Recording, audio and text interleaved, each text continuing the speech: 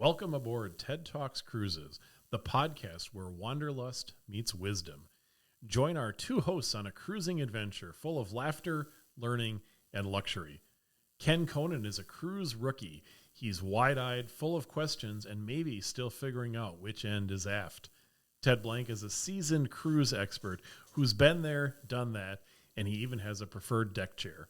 Each week, Ted and Ken dive into the world of cruising, from picking the right itinerary to insider tips, their personal insights, and behind-the-scenes secrets. Whether you're planning your first cruise or you're a platinum tier cruiser looking for fresh perspectives, TED Talks Cruises brings relatable stories, helpful advice, and plenty of good vibes. So get ready to laugh, learn, and set sail. No passport required. Hey, I'm Ken Conan. This is TED Talks Travel. I am the rookie on the cruise here today. And we've got our expert with us today, as always. This is Mr. Ted Blank. How are you, sir? Doing well, thank you. Good. Thanks for joining me. We're going to take advantage of your expertise a little bit today, though, too. So Ruh-roh. I hope you're ready. Uh-oh. I'm always up for the challenge. I just love coming into the hot seat from time to time, and whatever the challenge is, let's do it. All right. So, Ken, you have been on a Viking river cruise. Is that correct? That is correct, sir. I was on one recently, this last year, with Shannon, and we were out of Vienna, and we went kind of on the Danube River. Danube. Thank you. I'm already blanking on the river. Oh my gosh. Yeah. The Danube, yes. Which is not blue, by the way. There's nothing blue about the Danube. Yeah. But a lot of people who listen to our podcast have been on Viking cruises. Yeah. And a very common question that I get asked is, I would love to go on a river cruise to fill in the blank destination. X. Well, sometimes that's possible. If you want to go on a river cruise in France or in Portugal, sure. But if you want to go on a river cruise in the Mediterranean or to Alaska or the Caribbean or the Far East or Australia, not possible. Not possible. And so what do you do? Yeah. What do you do if you've gone on a Viking river cruise, you really liked it, but maybe you want to explore an area where there just aren't river cruises? Yeah. Well, we have the answer to that question for you, and we can talk a little bit about the ins and outs and give you some pro tips on how to make it possible. But the answer is that Viking actually does more than river cruising. And I think a lot of people don't realize that, which kind of surprises me because they do spend quite a bit of money on advertising. They have very high brand awareness, which is great. It's amazing. But Viking also has a division that they call Viking Ocean cruises. Yeah. And they actually have a second division that's pretty small. The second division only has 2 ships that are called Viking Expedition cruises. And so literally North Pole, South Pole, anywhere in between where there's water, you can find a Viking river, ocean, or expedition cruise. So more options than just the rivers. That's amazing. When I think of river cruises, one of the things that I've heard from people that I talk to, that they're a little hesitant of the ocean cruises because they think big waves and rocking ships and I'm just going off the beaten path here. But what are your thoughts on how do you talk to folks about that piece? Because I've heard it a couple times from friends as I'm kind of not pitching, but I'm sharing like how much fun I had on the river cruise, and I have done an ocean cruise as well. But how do you kind of talk through that piece? Yeah, I think there are actually two major objections, and that one is one.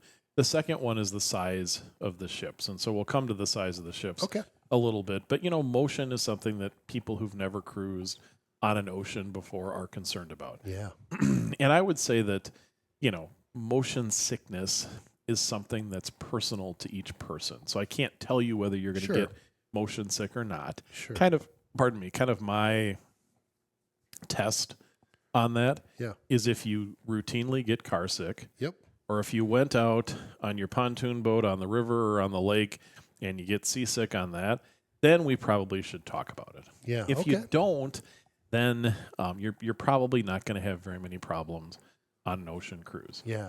And, there are certain itineraries that do traverse parts of the world's oceans that are notoriously rough. Yeah. But there are also tons and tons of cruises that really don't go anywhere near that kind of rough ocean open water. Yeah. I think that people are thinking about. The Mediterranean is actually very calm. That's It what can I be a was little thinking. choppy. Yeah, yeah. It can be a little choppy. So if you're out there in your little rowboat, Yep. probably wouldn't be very pleasant. But on a cruise ship, nothing to worry about in the You Mediterranean. bet. Alaska, people think because it's in the Pacific Ocean and it's in a cold Yeah, part of the world that they're going to have rough seas. Usually it's like a lake. yeah. And most modern cruise ships, and even of the size of the Viking Ocean cruise ships, they're designed for ocean travel. They have what are called stabilizers, which are little wings Sure. that help kind of keep things on track. And most people don't experience any discomfort That's when awesome. they travel. A lot of different remedies if you're concerned about it. There's Dramamine and the other motion sickness pills. Yeah. Side effect for those is you tend to get dry mouth and maybe get a little bit tired. Okay. There's that patch you can put behind your neck that some people like.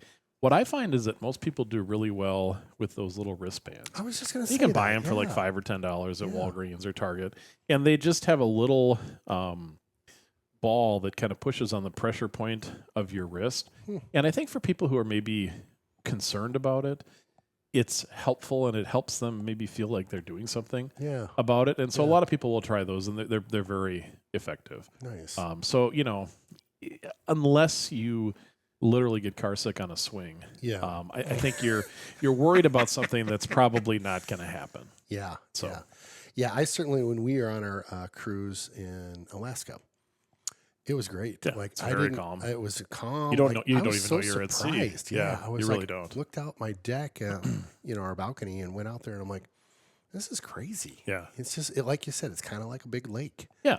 It Yeah. was pretty Mediterranean, amazing. another big lake. So Yeah. a lot of places, and it's something to have a conversation about because I can give you some sense as to where the waves are and where they aren't. Yeah. The Caribbean, some parts of it can actually be very rough.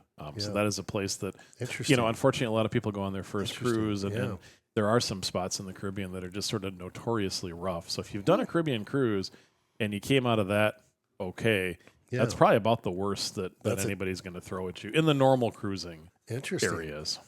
That's really interesting. If you would have asked me to just randomly rank where some rougher seas might be, the Caribbean or Caribbean would not have been on my top three just naturally. I it's getting there. It's getting from the U.S. to the Caribbean. That's the roughest spot. Gotcha. But if you're outside of the islands, like outside, on the ocean side, the Atlantic side, it can be very rough. Interesting. If you're inside in the sheltered, the leeward side, they call it, it's quite a bit better. And the Western Caribbean is a lot calmer than the Eastern Caribbean. Interesting.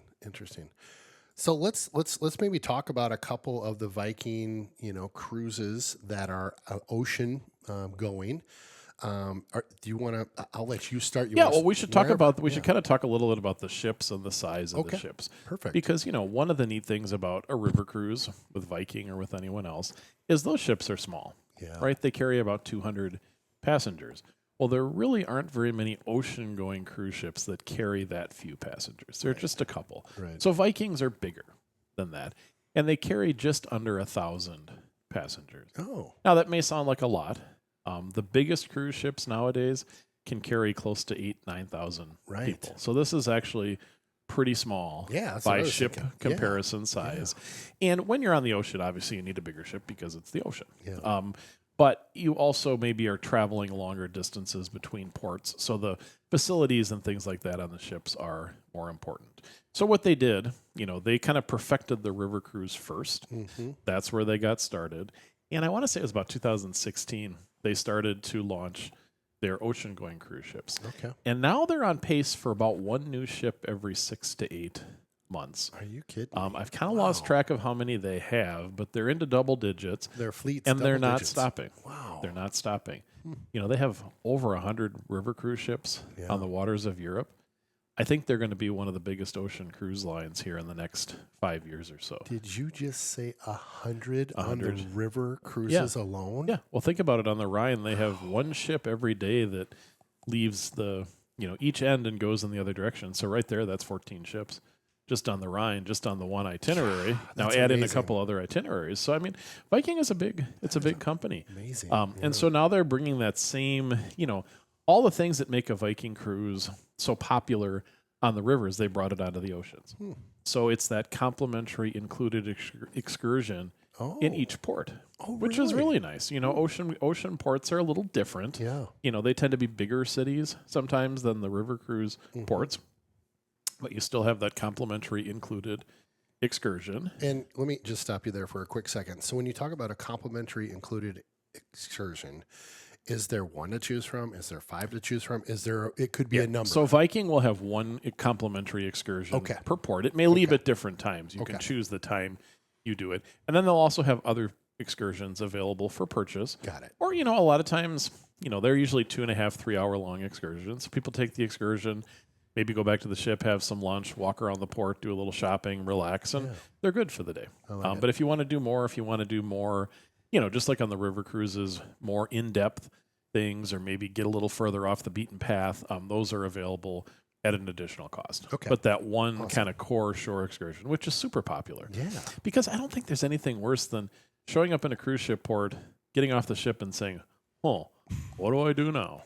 And I mean, you and I have sat there, and I'll stand there and just kind of watch people. I love to people watch. Yep. And I'll people watch as people come off the cruise ship, and you can just tell who doesn't have a clue. Yeah. And they're trying to figure out which way to hold the map first of all, and they don't have a clue. And that's the nice thing about the excursion is it gives you, at a minimum, it gives you a nice overview. Yeah. And a lot of times, even sometimes getting from the port in an ocean cruise destination to the city, it's a little bit of a hike. It might be a 20-minute bus ride or something like that. So it's all taken care of. So I like that. Very, very simple. So that's, I think, one of the key reasons why Viking Ocean has done so well. The ships look and feel the same. The staterooms are a little different. They're designed for oceans, but they're all balcony staterooms. No kids allowed. Oh, really? The same style of dining. So in the main dining room, it's dine with whoever you want to, whenever you want to. Beer and wine are included with lunch and dinner. Okay. They have more dining venues as well. They have a really nice... Sorry, another quick question here. So when you say beer and wine are included, is that different than other kind of classic ocean cruises? Yeah. Because those would require a drink so package, generally you would have to pay additional for those. Got it. Now, they're included with the meals. They're not included between meals. But they do have some specialty restaurants. They have an Italian restaurant and a chef's table restaurant that you can go to. They're complimentary, no additional charge for that. They have a really nice kind of an al fresco cafe with, indoor-outdoor dining. And if you're in the Mediterranean, perfect. I'm out. Let's go. And if you want to have kind of a quicker dinner than is available in the dining room, you can do that as well. That's really one thing they do that I particularly have come to love in my old age is my joints start to creak a little bit. Once I turned 50, my joints started to kind of creak a little bit. But they have complimentary access to the spa. So to all those treatment, the treatments you pay for, but the sauna and the steam bath, complimentary. Really? The snow immersion room. So you go in a room and you go into a room and it's actually, you can Google or you find a video online of it, but you go into a glass room that's kind of like a, triple size shower and you press a button and it starts snowing. Oh my gosh. So, it's like they should call it the Minnesota room, right? Or the Wisconsin room. I mean, they should call it that, but very Scandinavian.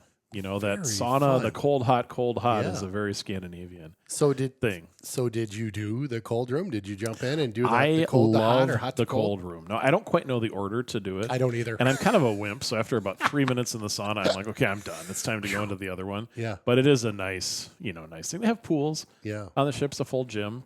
They have evening entertainment. They have onboard lectures where they talk about, where you're going, what you're seeing. So all those things that you enjoyed on the river are available on the ocean. Interesting. And with a Viking crew. Yeah. They do a really good job of selecting their crew, promoting from within, retaining their staff. So it's a really, really nice experience. No casino, just so folks know. And part of the reason for that is because, this is destination cruising. You're not going to have a lot of days at sea on a Viking Ocean cruise because you're going to be seeing ports and exploring ports. Yeah. And so in order to use the casino, the ship has to go out into international waters. And a lot of times they're just kind of sailing along the coast. Gotcha. And to give you an example of what the difference is, I was in Normandy in France. Yeah. And there is a huge port called Le Havre. And Le Havre is where the big cruise ships dock. Okay. And Viking, when they go on their ocean cruises to Normandy, they actually stop at a smaller town called Honfleur, which maybe you've heard of. It's very famous in Impressionist paintings. Okay. So it's kind of right where you want to be. And it's also the gateway to the D-Day Wow. landing beaches. So you're Wow. right there. You're right where you want to be Yeah. instead of being way away in a big industrial port. But then if you go down the coast a little ways, there's a city called St. Malo. Okay. Really beautiful walled city, very quintessentially French place. Viking ships can actually fit into that port, and they can bring their passengers there. Wow. And with only, 900 and some passengers, they're not going to overwhelm the port so it's so crowded you can't move. And so you get to go to those small, off-the-beaten path places as well. And the big ship's only going to stop in Le Havre, and it isn't going to stop anywhere else in Normandy. That's a super fun fact to know that the size of that ship really makes a difference Makes when a you huge think difference. about port of call that you can go to. That's really big. Yeah, and when you're in the Mediterranean, and we can talk about some of the specific cruises, but when you're in the Mediterranean, like going to Greece, everybody wants to go to Santorini. They want to go to Mykonos. For sure. But if you have a chance to go to some of the smaller, less visited Greek islands, I think that really makes for a different experience. And so Viking can do that as well. Interesting. The Med's on my list this next year. I don't know if I told you that or not. I think you did. It's on the list. And I'm feeling like Viking could be a really good match for us in the smaller ship and these smaller ports. And this is fun to hear. I love it. And Viking they do the entire Mediterranean. Okay. From, what do you mean from the Straits of Gibraltar all the way to, Israel and Egypt. They cover the entire Mediterranean. And they probably have more Mediterranean itineraries than almost any other cruise line. Really? 7 days, 10 days, 11 days, 14 days, 21 days, a whole variety. And you can do bits and pieces of it. So say, hey, I just want to focus on maybe Greece and Italy, or I just want to focus on Italy, or maybe I want to go to Spain and maybe hit like Tunisia, Morocco. Yeah. They have all these different itineraries. And they also operate in the Mediterranean year-round. So they're not just there, they're not just there in the summer. So you can actually go in October, November, December when it's a little bit cooler. Yeah. But basically no tourists. They call it the quiet season, which it really is. I do too. I love that because being from Wisconsin, which is where we're based out of, I feel like I'm a little bit hardier. Maybe I'm in for a little bit cooler temps, and frankly, I kind of like it. Like we're getting close to the fall right now, and I don't know if I've shared with you, but I kind of like it a little bit cooler. You know what I mean? Like 50 to 60 degrees is a great temperature, and you're not going to get all hot and sweaty. And it gets hot in the Mediterranean. It does. In July and August, and crowded. So tell me about. So they do it all year, and they cover everything. Tell me about the temps during those times of year. Yeah, so you'll see highs in the in the 50s, 60s, maybe the low 70s. Wow. Venice gets snow in the winter. It's pretty far north, so you could get a dash of snow. But they also celebrate Christmas in all these countries, and so they do kind of the same Christmas market type things, really? And not quite on the scale, but they decorate for Christmas. And it is a neat experience, and if you've been to the Mediterranean before, off season. Definitely something I'd recommend. Yeah. But if you haven't been there before, almost everything is open. Huh. You might have a few shops that are closed, maybe a few restaurants, but the main attractions, they're museums and churches and things like that, and they really don't close. Sure. So Viking does the Mediterranean really, really well. And with every cruise, they also offer nice pre-cruise and post-cruise land programs. Okay. Super popular. Pro tip is that those are actually going to sell out before the cruise. And they're just really, really well done. Really? If you take a cruise that leaves from Venice, you might fly into Milan, spend a couple days in the Italian lakes, like near Lake Como. Wow. And then go to Venice, spend a couple days there, and then head off.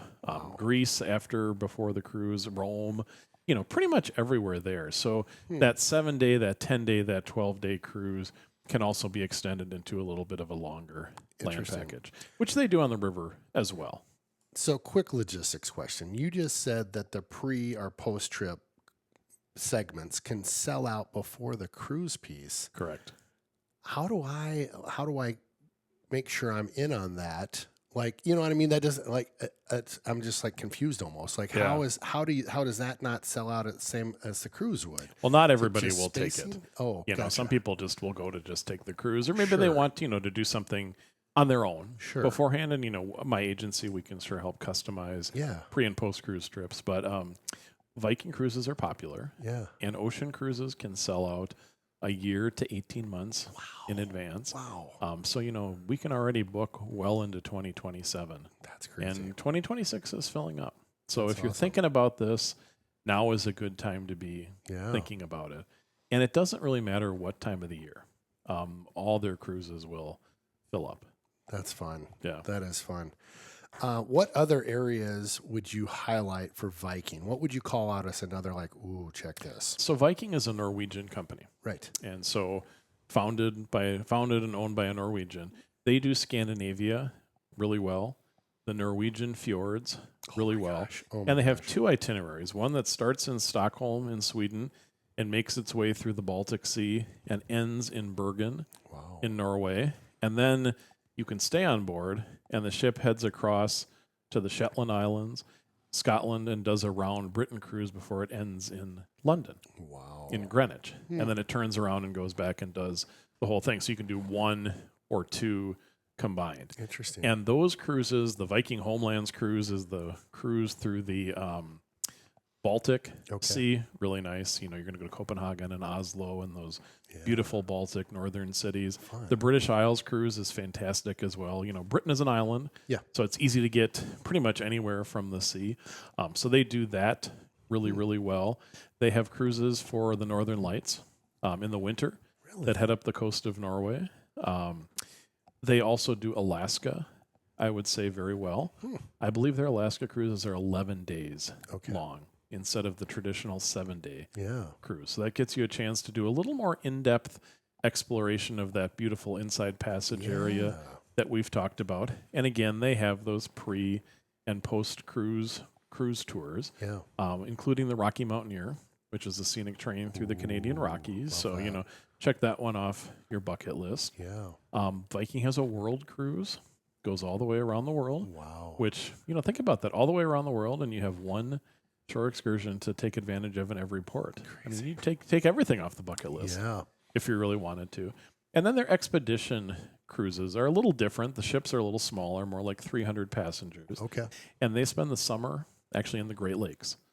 So really, is that close, what you close went to on home for us? I was on a different cruise, but cruise ship. same concept. Basically. And then they spend the winter in Antarctica. Oh my gosh. Yeah.